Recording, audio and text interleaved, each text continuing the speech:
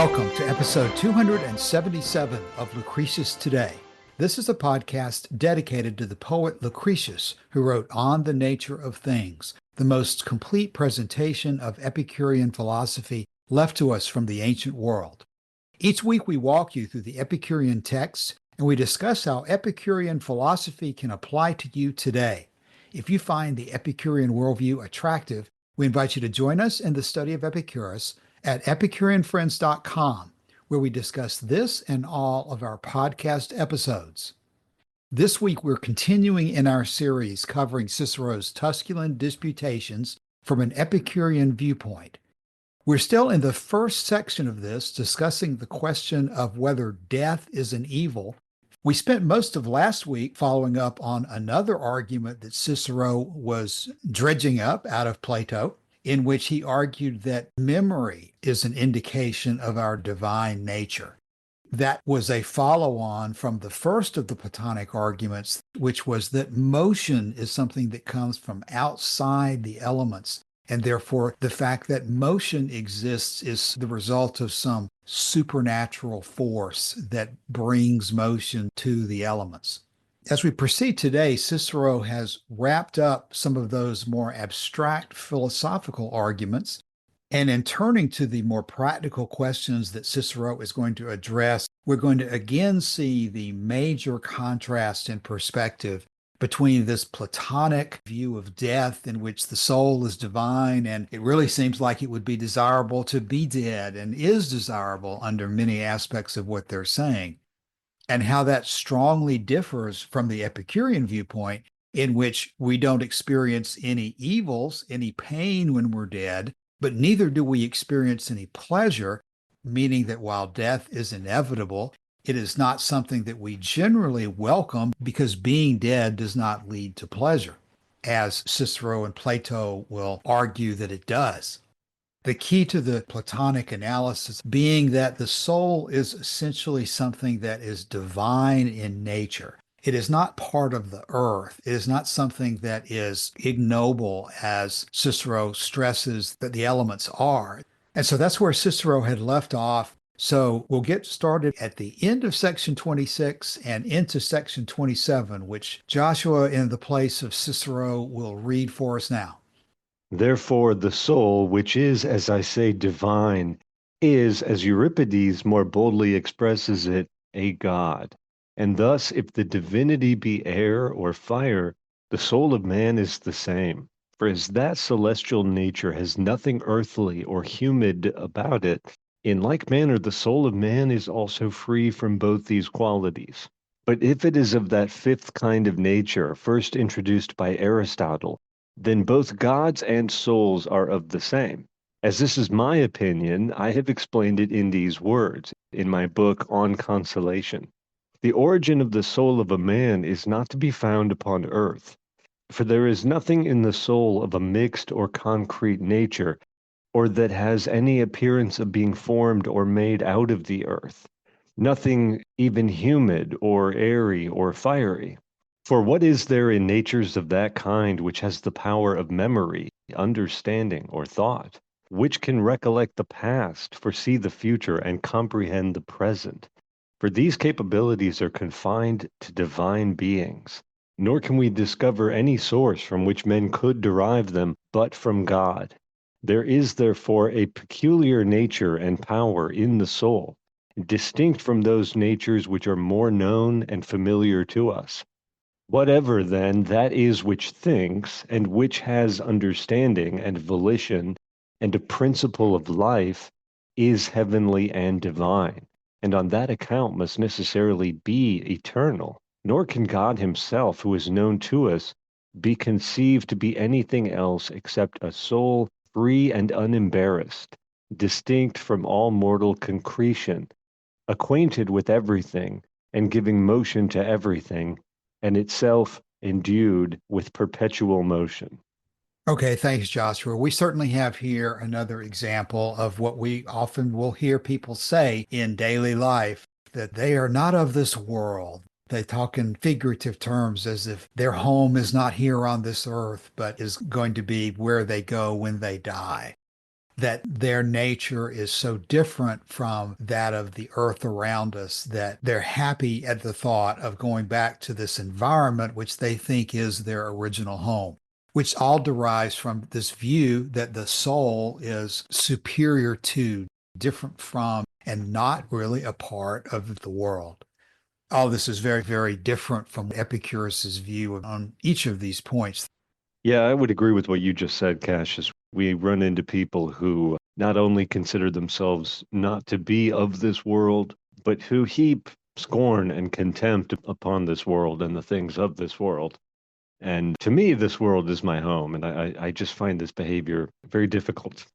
It's not surprising to me to see it here in Cicero because he's making a lot of the same arguments that we see in these other thinkers and in these other religions who comment in the same way on the same kind of issue. Cicero is saying, my soul is made of not anything fiery or humid or earthy. It is made of the fifth essence of ether, the quintessence, essentially. And it doesn't belong here on earth. It came from somewhere else. It's going somewhere else after I die. And this is just a brief interlude in that eternal journey. Since we're recording this on Easter, let's refer to Matthew 6:19. Do not store up for yourselves treasures on earth where moth and vermin destroy, and where thieves break in and steal. But store up for yourselves treasures in heaven, where moths and vermin do not destroy, and where thieves do not break in and steal.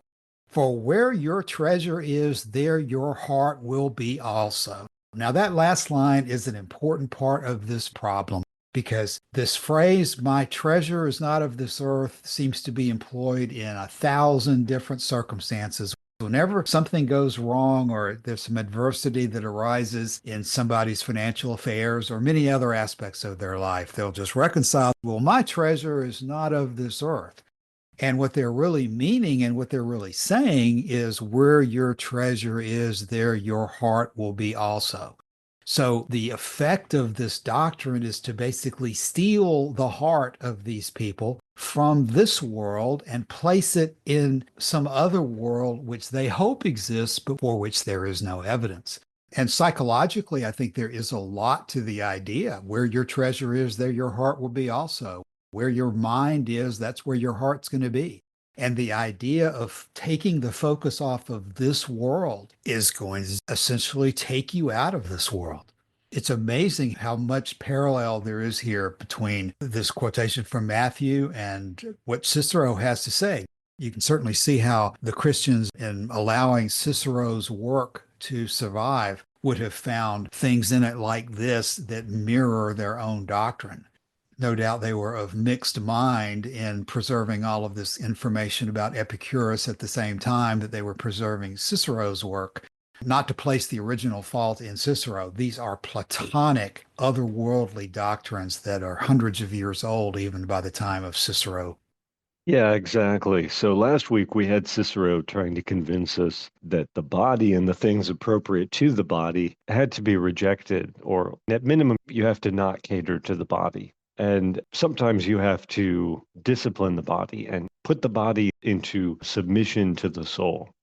And what he's saying here is not only do the body and the soul not come together at the same time as Epicurus thinks they do, and they don't fall apart and dissolve into atoms at death as Epicurus thinks they don't even have the same origin point in nature. The body is assembled out of things that are very earthy, but the soul transcends the earth in origin, in nature, and in future expectation. That's right. It exceeds everything else in the world by nature, not just as a matter of degree. It's just a totally superior and different kind of thing from this Platonic Ciceronian viewpoint. Yeah, and I think when we understand this kind of argument that they were having in the ancient world, it's a lot easier to see why they were so bent out of shape with people indicating that, the sun might not be a god, for example. Because if Cicero is saying, as he's already said in the past episodes that we've done, that after the soul dies, it's going to ascend away from the earth and up into the celestial region. Well, the celestial bodies are themselves made of this same kind of soul energy, particularly the sun. And so for people to say that the earth moves around the sun or that the sun is made exclusively of matter and is not a god, these ideas are hugely bothersome to people who take Cicero's view in ways that I think would surprise us because we don't really think about this anymore from that angle. That's exactly right, Joshua. We don't think about things in this way. We tend to think that the question of what the sun or the moon or the stars is a strictly material question that we're going to resolve one day by going there. We're going to use our telescopes, we're going to use our instruments, but we all have the same idea that it's basically something similar to the earth in terms of being made of matter. But what you're pointing out is that these guys were thinking that everything they saw in the sky was composed of this same kind of light and airy and semi-divine or actually divine material. So they weren't looking at debates about whether the moon is made of green cheese versus dirt as just a matter of idle scientific interest. They saw this as a challenge directly to their whole idea of the important things in the world, the important things being their soul and divinity. It was challenging the nature of divinity to say that the stars were not divine. So it definitely would have aroused a lot of emotional debate. And let me make a transition here to the next topic we're going to pick up in section 28. Just like there's an analogy to the Christian view that my soul is not of this earth, my treasure lies in heaven, and so forth, we'll see Cicero go back into another argument that we recognize as a very common Judeo-Christian religious argument. The argument from design and the beauty of everything we see around us means that it has to be divine. So why don't we go ahead into section 28? Yeah, in section 28, Cicero says this, quote, "Of this kind and nature is the intellect of man. Where then is this intellect seated, and of what character is it? Where is your own, and what is its character? Are you able to tell? If I have not faculties for knowing all that I could desire to know, will you not even allow me to make use of those which I have? The soul has not sufficient capacity to comprehend itself. Yet the soul, like the eye, though it has no distinct view of itself, sees other things. It does not see, which is of least consequence, its own shape. Perhaps not, although it possibly may, but we will pass that by. But it certainly sees that it has vigor, sagacity, memory, motion, and velocity. These are all great, divine, eternal properties. What its appearance is or where it dwells, it is not necessary even to inquire. As when we behold, first of all, the beauty and brilliant appearance of the heavens, secondly, the vast velocity of its revolutions, beyond power of our imagination to conceive, then the vicissitudes of nights and days, the fourfold division of the seasons, so well adapted to the ripening of the fruits of the earth, and the temperature of our bodies. And after we look up to the sun, the moderator and governor of all these things, and view the moon by the increase and decrease of its light, marking, as it were, and appointing our holy days, and see the 5 planets borne on in the same circle, divided into 12 parts, preserving the same course with the greatest regularity, but with utterly dissimilar motions amongst themselves, and the nightly appearance of the heaven adorned on all sides with stars, then the globe of the earth, raised above the sea and placed in the center of the universe, inhabited and cultivated in its 2 opposite extremes, one of which, the place of our habitation, is situated towards the North Pole under the 7 stars. The other, towards the South Pole, is unknown to us, but it is called by the Greeks Antichthona. The other parts are uncultivated because they are either frozen with cold or burnt up with heat, but where we dwell, it never fails in its season. And man himself, made as it were on purpose to contemplate the heavens and the gods, and to pay adoration to them, and lastly the whole earth, and wide extending seas given to man's use. When we view these and numberless other things, can we doubt that they have some being who presides over them, or has made them, if indeed they have been made, as is the opinion of Plato, or if, as Aristotle thinks, they are eternal, or who at all events is the regulator of so immense a fabric and so great a blessing to men. Thus, though you see not the soul of man as you see not the deity, yet as by contemplation of his works you are led to acknowledge a God, so you must own the divine power of the soul, from its remembering things, from its invention, from the quickness of its motion, and from all the beauty of virtue. Where then is it seated, you will say? And we're going to get to that question in section 29. Yeah, like I said, this strikes me as another attempt to invoke this argument by design. From the beauty of the earth and from all the things we see around us, we're just compelled to understand that there is a divine source for all of it. Yeah, so Cicero, he's talking about the nature of the soul, and he says the soul, like the eye, cannot turn its vision upon itself. As it says in Shakespeare's Julius Caesar, Brutus says to Cassius, the eye sees not itself but by reflection. And Cassius says, let me, your glass, modestly reveal to you things that are part of you that you know not of. So the soul can't see itself, but it sees other things. And it sees, as he says, that it, the soul, has vigor and sagacity and memory and motion and velocity. And we see that these are all great divine eternal properties. And then he says its appearance or its dwelling is not necessary even to inquire. Cicero just doesn't seem to be interested in that. And then he starts talking about the heavens, and he's going to make this point again about the soul and the divine being made of the same thing. And he ends it that way by saying, thus, though you see not the soul of man, because again, the soul sees other things but not itself, just as in the same way you see not the deity, yet as by contemplation of his works you are led to acknowledge a God. So, the soul, you cannot see it, but you know that it is wise and sagacious and has a capacity for memory and so forth. And so, even if you can't see or derive knowledge of the nature of the soul, you know the works of the soul, and those works are memory and wisdom, and so on. And by the same analogy, what he's saying here at the end is just as we do not see a God, by the contemplation of his works, you are led to knowledge of his existence. So you must own the divine power of the soul. And again, he cites memory, invention, quickness of motion, and the beauty of virtue. And so he's making an analogy between the soul and between the deity. And he's saying they're the same thing, essentially, right? He says at the beginning of this section that the soul is a God, which is why he says there at the end of 26, therefore the soul, which is, as I say, divine, is, as Euripides more boldly expresses it, a God. That's the opening part of what we read today, but that's also kind of the conclusion of everything we've read so far today.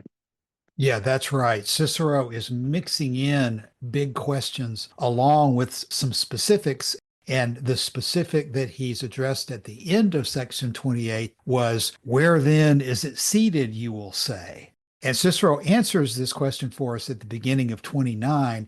And then he throws in something that I am particularly interested in myself about Socrates. But let's go ahead and first read section 29. Yeah, so at the end of 28, as you just said, Cassius, he ends it this way, where then is it, meaning the soul, where then is the soul seated, you will say? And in 29, he answers that question. He says, in my opinion, it is seated in the head, and I can bring you reasons for my adopting that opinion. At present, let the soul reside where it will. You certainly have one in you. Should you ask what its nature is, it has one peculiarly its own.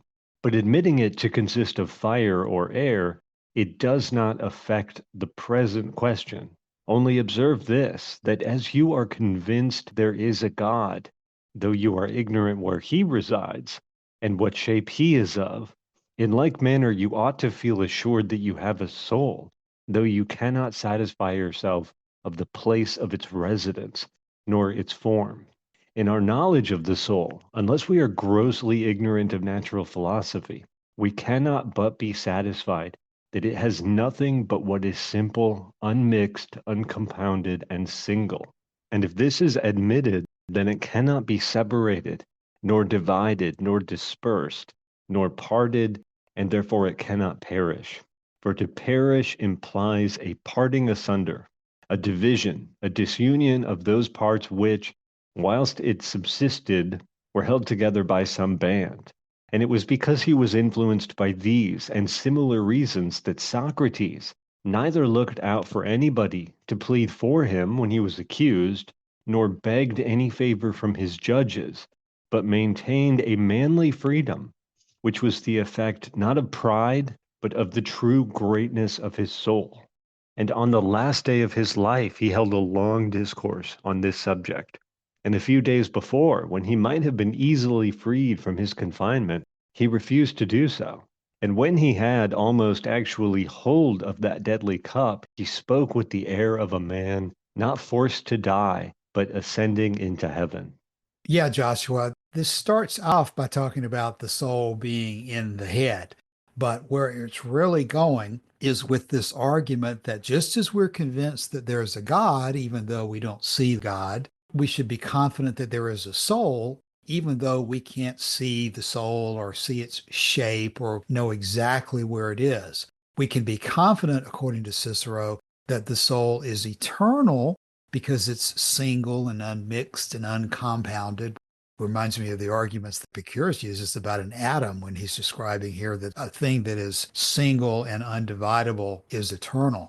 Cicero is using that same argument to say that the soul is eternal because you can't break up the soul into smaller pieces. But where he's really going is that once you come to confidence of this conclusion that your soul is divine, you're going to be like Socrates. And of course, today when we think about Socrates and his death from drinking the hemlock, it seems to me that a lot of people are just focused on this idea of, oh my gosh, this is a terrible thing that the Athenians did. They sacrificed this wonderful philosopher who they had no reason to be accusing. He should have been rewarded for all that he had done for philosophy and for the city of Athens. And that the main thing we need to take away from the story of Socrates' death is that this is an example of the absurd things that political society can do to fail to appreciate philosophy and to do terrible things to people who don't deserve it. And while some of that may in fact be true, I don't think that that's the most important takeaway from the story of Socrates' death. Because just as Cicero is using it here, Socrates had the option of leaving Athens. He did not have to die. Socrates chose to die because he had ultimately convinced himself of the truth of his own doctrine. He had drunk his own Kool-Aid, so to speak, and had apparently come to believe his arguments that being dead was actually a better place for him. And so I think this aspect of Socrates' death is by far the most interesting question about it. And probably for that reason, Cicero is including it here. Because if you really believe these things, then you're going to be not only ready to die at any moment, you're going to be happy to die because you're convinced that being dead is a better place. And rather than leave the threat, rather than leave the area where people don't want you anymore, you'd rather just go ahead and essentially commit suicide by drinking this hemlock because you're convinced that you're going to a better place. This is believing that your treasure is in heaven on steroids. It is the logical conclusion of this otherworldly position that if your soul is in fact not of this world, it's a good thing for it to be there and as soon as possible. Now, we're going to see Cicero very quickly make another comment that's going to revoke some of that. But the logical impact of believing that the soul is divine and that when you're dead, you've returned to your divine home is hard to escape. And Socrates pursues it to its logical conclusion in a way that I think we need to consider as the take-home conclusion of Socrates. If you believe that otherworldly doctrine, that your soul is divine and this world is not your home, then the sooner you get home, the better off you are. And that has tremendous implications for how you live your life. I think those are good points. I'm also looking at something else Cicero says here, which is, quote, in our knowledge of the soul, unless we are grossly ignorant of natural philosophy, we cannot but be satisfied that it has nothing but what is simple, unmixed, uncompounded, and single. And if this is admitted, then it cannot be separated, nor divided, nor dispersed, nor parted, and therefore it cannot perish. For to perish implies a parting asunder, a division, a disunion of those parts which, whilst it subsisted, were held together by some band. And then he gets into, and it was because he was influenced by these and similar reasons that Socrates neither looked out for anybody to plead for him when he was accused, nor begged favor from his judges. I think it's worth taking a look at the argument here that Cicero is making, because it's kind of a chain argument. He says, unless we are grossly ignorant of natural philosophy, we must be satisfied that the soul is simple, unmixed, and uncompounded. And if we admit that the soul is simple, unmixed, and uncompounded, then it cannot be separated or divided. And if it cannot be separated or divided, then it cannot perish. So we start this argument here with nothing but an assertion, really, because he says, unless we are grossly ignorant of natural philosophy. Well, it's very easy for Cicero to say that people who disagree with him on the nature of the soul are grossly ignorant. But he hasn't done any actual work to put the scaffolding under this argument that he's making here. When you take out that grossly ignorant of natural philosophy part, I don't see how this argument stands up.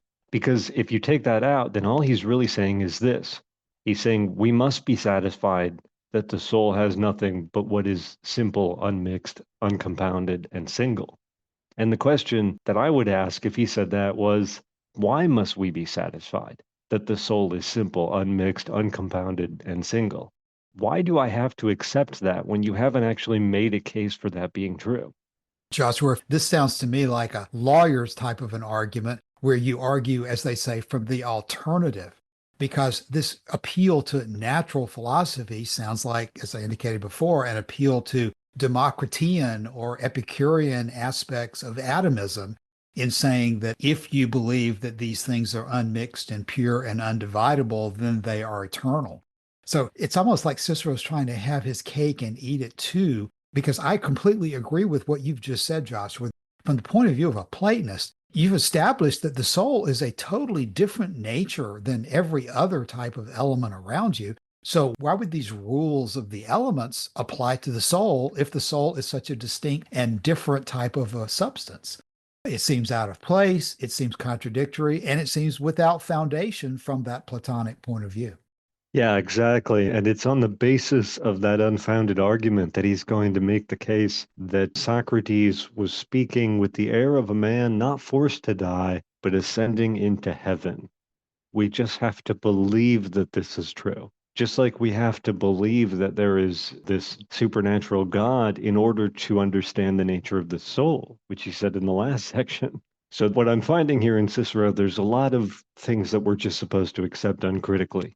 And to me, he's making it more obvious that that is the case than I was expecting, because we spent a long time with Cicero. And when he is criticizing other philosophies, he is very, very good at it in some ways. I mean, he's quite relentless in his criticism of other philosophies. But I had never read this text, so I didn't quite know that he stood on such shaky ground, even so far as writing in defense of his own system. He's not going to just stand there either. He's going to dig himself deeper and deeper into the same argument, as we'll see as you proceed into section 30. Yeah, in section 30, he says this, quote, "For so indeed he thought himself, Socrates thought himself, and thus he spoke, that there were two ways, and that the souls of men at their departure from the body took different roads. For those which were polluted with vices that are common to men, and which had given themselves up entirely to unclean desires, and had become so blinded by them as to have habituated themselves to all manner of debauchery and profligacy, or to have laid detestable schemes for the ruin of their country, took a road wide of that which led to the assembly of the gods. But they who had preserved themselves upright and chaste, and free from the slightest contagion of the body, and had always kept themselves as far as possible at a safe distance from it, and while on earth had proposed to themselves as a model the life of the gods, found the return to those beings from whom they had come an easy one." That is the end of the quote from Socrates, and then this is Cicero speaking again.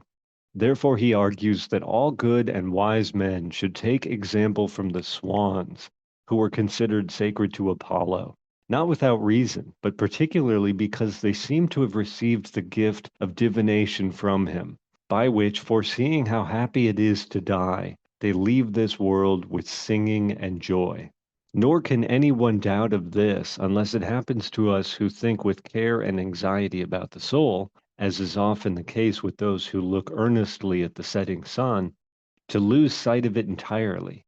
And so the mind's eye, viewing itself, sometimes grows dull, and for that reason we become remiss in our contemplation. Thus our reasoning is borne about, harassed with doubts and anxieties, not knowing how to proceed, but measuring back again those dangerous tracks which it has passed, like a boat tossed about on the boundless ocean. But these reflections are of long standing and borrowed from the Greeks. But Cato left this world in such a manner as if he were delighted that he had found an opportunity of dying. For that God who presides in us forbids our departure hence without his leave. But when God himself has given us a just cause, as formerly he did to Socrates, and lately to Cato, and often to many others, in such a case, certainly every man of sense would gladly exchange this darkness for that light. Not that he would forcibly break from the chains that held him, for that would be against the law, but like a man released from prison by a magistrate or some lawful authority, so he too would walk away, being released and discharged by God. The whole life of a philosopher is, as the same philosopher says, a meditation on death. Joshua, there's a lot in this section we need to talk about. But to begin, on the reference as to swans, do you understand what Cicero is referring to there? Yeah, I'm on the Wikipedia page for swan song, and it says this: in Greek mythology, the swan was a bird consecrated to Apollo, and it was therefore considered a symbol of harmony and beauty, and its limited capabilities as a singer were sublimated to those of songbirds. It says at the top of the page that the phrase swan song refers to an ancient belief that swans sing a beautiful song just before their death while they have been silent for most of their lifetime. And so an artist's last performance or a playwright's last play is sometimes referred to as their swan song, their last public attempt, their last foray into their art before the end of their career, life, etc. But there's also a quote from a passage referring to Plato in which the character of Socrates says that although swans sing early in life, they do not do so as beautifully as before they die. He adds that there is a popular belief that the swan song is sorrowful, but Socrates prefers to think that they sing for joy, having foreknowledge of the blessings in the other world. Aristotle noted in his History of Animals that swans are musical and sing chiefly at the approach of death. All right, well, unless you want to pull something else out of there, I think the main takeaway point is what Socrates says there, which is that he prefers to think that these swans who are about to die don't sing sorrowfully, but they sing for joy, having foreknowledge of the blessings in the other world, this treasure in the next world, in the next life that you were mentioning at the beginning of this episode, that at the approach of death, Socrates is looking forward to going there. Yeah, that definitely seems to be the drift of it. And he's applying it not only to swans, but also to human beings, acknowledging that we're uncertain about these things. He says, quote, thus our reasoning is borne about, harassed with doubts and anxieties, not knowing how to proceed, but measuring back again those dangerous tracks which it has passed like a boat tossed about on the boundless ocean. And then he proceeds to talk about other examples, such as Cato, who committed suicide. But the point that I definitely wanted to bring out about this section is that he is saying here that God forbids us to commit suicide, to leave the world before he gives permission. He says, Cato left this world in such a manner as if he were delighted that he had found an opportunity of dying. For that God who presides in us forbids our departure hence without his leave. Of course, Cicero then goes ahead and says that when God himself has given us just cause, as he formerly did to Socrates and to Cato. So apparently, we're supposed to sort of intuit whether God has given us permission to leave or not. But again, Socrates comes back to the point that even though every man of sense would gladly exchange this darkness for that light, not that he would forcibly break from the chains that held him, as that would be against the law.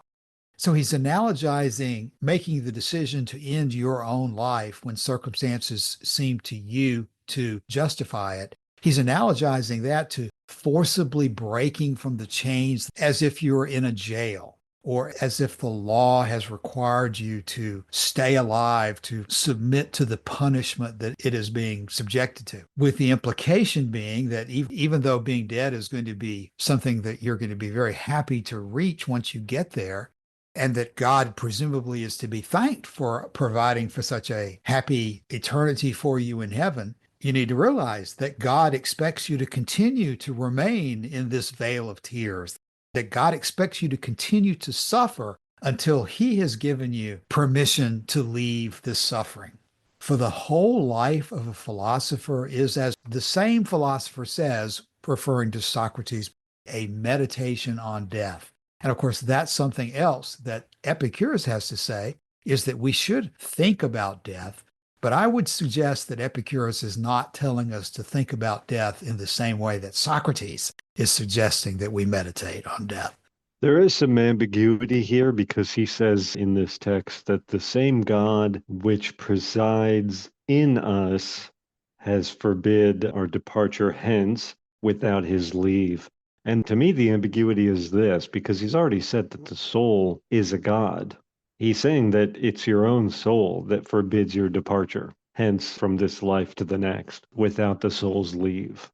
But then he says, but when God himself has given us a just cause, as formerly he did to Socrates, and lately to Cato, and often to many others, in such a case, certainly every man of sense would gladly exchange this darkness for that light. So we're dealing with, it seems like, the God that is outside of us, and then our own soul, which is a kind of God. And we need permission from both, it sounds like to me.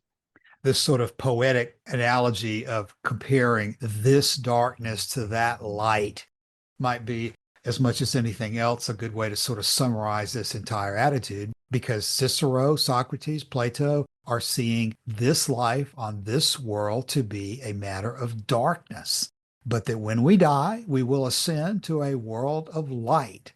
So who in their right mind would not prefer to live in light than in darkness? I don't know that you could get a more diametrically opposite view of life from Epicurus than to look at life the way Socrates is suggesting here, to see it as a matter of darkness as opposed to death, which will be, in Socrates' view, a new world of light. That's just not the way Epicurus sees things at all. And what does a philosopher start talking about? As soon as a philosopher starts talking about this world being darkness and the next world being light, what is the theme they constantly come back to is what a terrible thing pleasure is, which is another reason why pleasure is the focus of Epicurus. And while there's all sorts of words, all sorts of other concepts involved in Epicurean philosophy, we should never get very far from remembering that in many of these issues, the main question is whether nature leads us through the feeling of pleasure and pain, or whether there's something supernatural that leads us in a different direction. But that's what we'll get into now in 31. For what else is it that we do when we call off our minds from pleasure, that is to say, from our attention to the body, from the managing of our domestic estate, which is a sort of handmaid and servant to the body, or from duties of public nature, or from all other serious business whatever?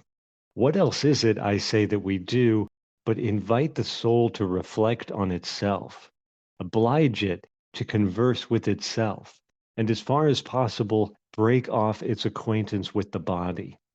Now, to separate the soul from the body is to learn to die, and nothing else whatever.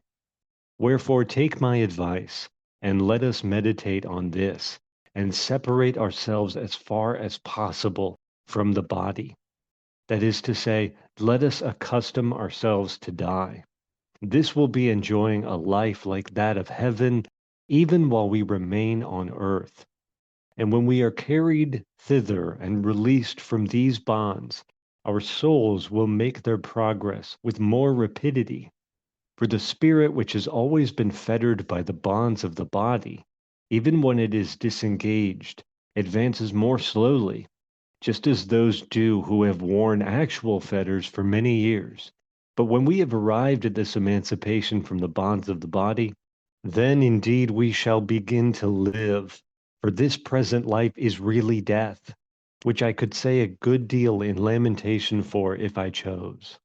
You have lamented it sufficiently in your book on consolation. And when I read that, there is nothing which I desire more than to leave these things. But that desire is increased a great deal by what I have just heard. The time will come, and that soon, and with equal certainty, whether you hang back or press forward, for time flies. But death is so far from being an evil, as it lately appeared to you, that I am inclined to suspect, not that there is no other thing which is an evil to man, but rather that there is nothing else which is a real good to him, if at least it is true that we become thereby either gods ourselves or companions of the gods. However, this is not of so much consequence, as there are some of us here who will not allow this. But I will not leave off discussing this point till I have convinced you that death can, upon no consideration whatever, be an evil.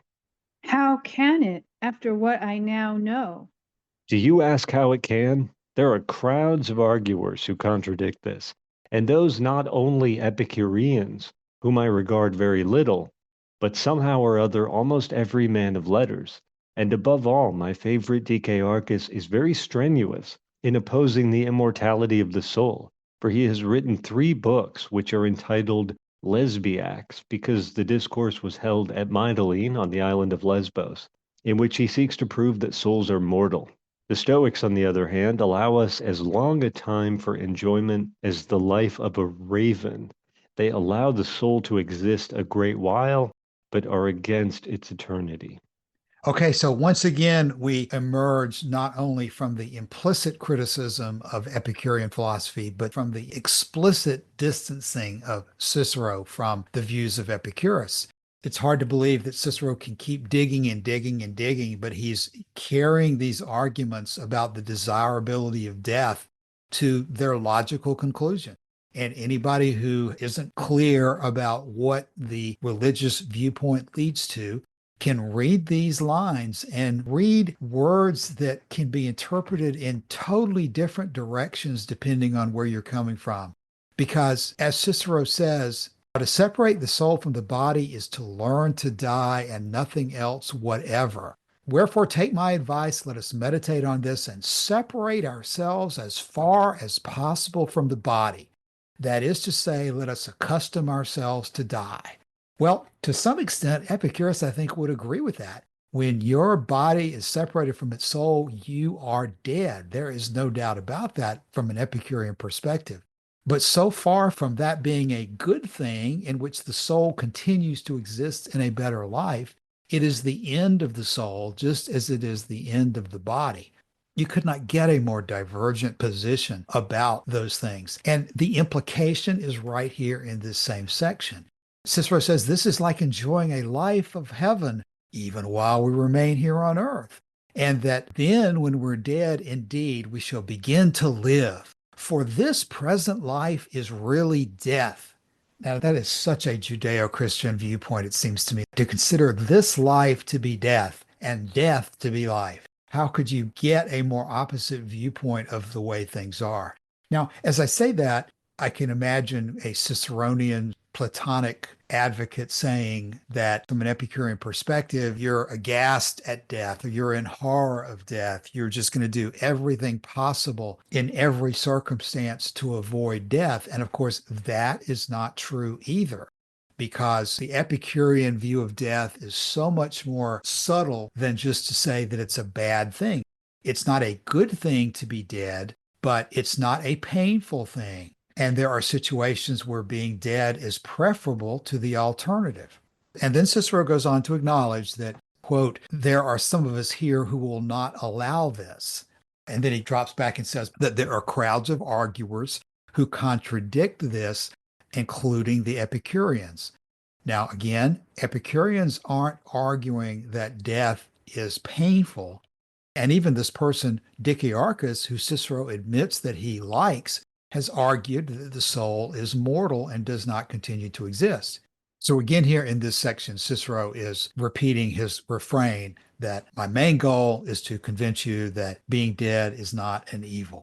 But as part of that, I want you to believe that the soul is immortal and that the soul will be in a better place when you're gone. So as we begin today to see the end of this podcast come into view, I think it's important to remember that there's a good reason for hitting this point over and over and over again, just as Cicero is choosing to do it as well. Again, as Lucretius says, the question before all of us is not our state for the next hour or today. The real question that faces all of us is our state in eternity. What is going to happen to us in the future for the rest of time? And if you believe that you're going to a better place, then that's going to lead to an entirely different set of decisions about how to live your life than if you believe that when you come to the end of your road, it is over and you will not be experiencing anything after that. The one is going to take your mind away from this world, going to lead you to put all your treasure in heaven and to make sure that you spend your time in a way that is going to most guarantee that you get to that paradise that these guys are telling you to look forward to.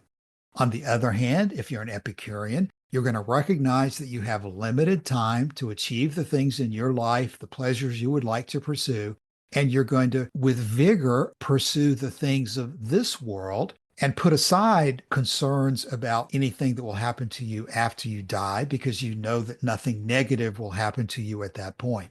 But you know that positive things can only happen to you while you're alive. So you're going to make the best use of the time that you do have on this world as you possibly can.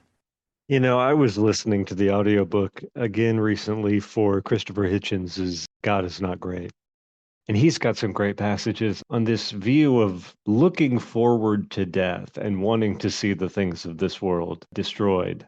And he starts out this way. He says, organized religion ought to have a great deal on its conscience. But there is one more charge to be added to the bill of indictment. With a necessary part of its collective mind, religion looks forward to the destruction of the world. By this, I do not mean it looks forward in the purely eschatological sense of anticipating the end. I mean rather that it openly or covertly wishes that end to occur.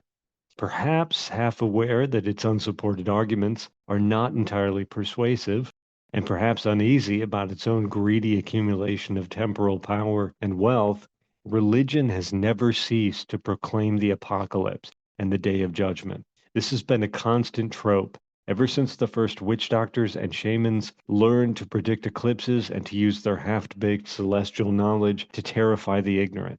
It stretches from the epistles of St. Paul, who clearly thought and hoped that time was running out for humanity, through the deranged fantasies of the book of Revelation. One of the very many connections between religious belief and the sinister, spoiled, selfish childhood of our species is the repressed desire to see everything smashed up and ruined and brought to naught. This tantrum need is coupled with two other sorts of guilty joy, or as the Germans say, Schadenfreude. First, one's own death is canceled, or perhaps repaid or compensated by the obliteration of all others. Second, it can always be egotistically hoped that one will be personally spared, gathered contentedly to the bosom of the mass exterminator, and from a safe place observe the sufferings of those less fortunate.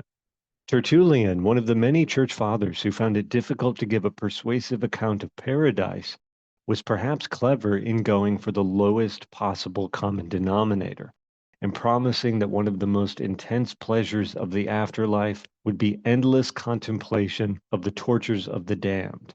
He spoke more truly than he knew in invoking the man-made character of faith. I'll probably end the quotation there from Christopher Hitchens's book, but we see here in what we've been going through in Cicero, when he says, who would not exchange this darkness, the darkness of life on earth, for that light, the light of the life that is supposed to come. But in this case, as in every other case where we're dealing with claims about the afterlife and about religion, we're supposed to just take some guy's word for it. We're supposed to take some guy's word that things are going to be positively better for us after we're dead. And that not only should we look forward to that, we should yearn for that. And we should yearn for the day when we can finally rid ourselves of this world and move on to the next one. And I think there's something deeply, deeply suspect in this view of human life and this view of this world, which from my perspective is our only home. Henry David Thoreau in his journal said, "Fools stand on their island of opportunity and look toward another land. There is no other land. There is no other life but this one." And that to me is the lesson to take away from this today. We don't spend our lives looking forward to the death and destruction of ourselves and of this world and hoping for something better in the next one, because this world, not only is it more than enough, it's also all we'll ever know. And for people to turn their backs on this world and look forward to a fiction which they've created in their own minds as somehow better is to me a betrayal of everything life has to offer. And I said earlier, I was surprised about some of what I'm finding in here today. I'm not at all surprised to find that Cicero wants to go down this same road. Because when you take the focus off of pleasure and the claims of the body and happiness in this life, and you put it onto virtue and service to God or whoever, you've started down that path. Even if you don't know that you've done so, you've started down that path of heaping contempt on your life in this world and the things of this world. And I think Epicurus is in a much better place when he considers death to be not a better place, but no place. Death is annihilation of the body and the soul. And everything we are and everything we can ever hope to be, it has to be here. It has to be here in this world. And so I just, as I go through this today, I get very impatient with this idea that we should crave death. And I think that people who don't see that as a red flag in their own thinking process, you've got some work to do on yourself and on your view of things if you are spending your time looking forward to your own demise. Thank you, Joshua, for everything you just said, because it just really resonates for me. Having been brought up in fundamentalist Christianity, it's almost as if that past experience still kind of lingers for me somehow. Some of the ideas that were taught to me in church and looking forward to the rapture and Armageddon and the Great Tribulation. So in some sense, I still am recovering from that myself. After so many years of leaving that, there still is some essence of that in me.